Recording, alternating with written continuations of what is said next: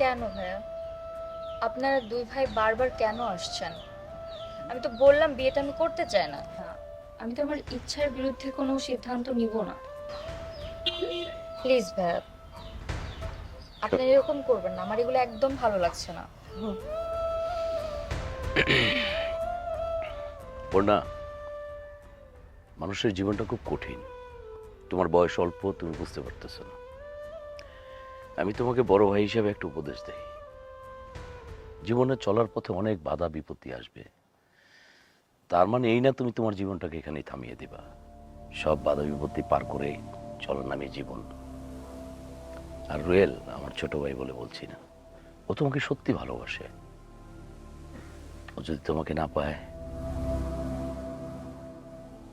ও খুব কষ্ট পাবে।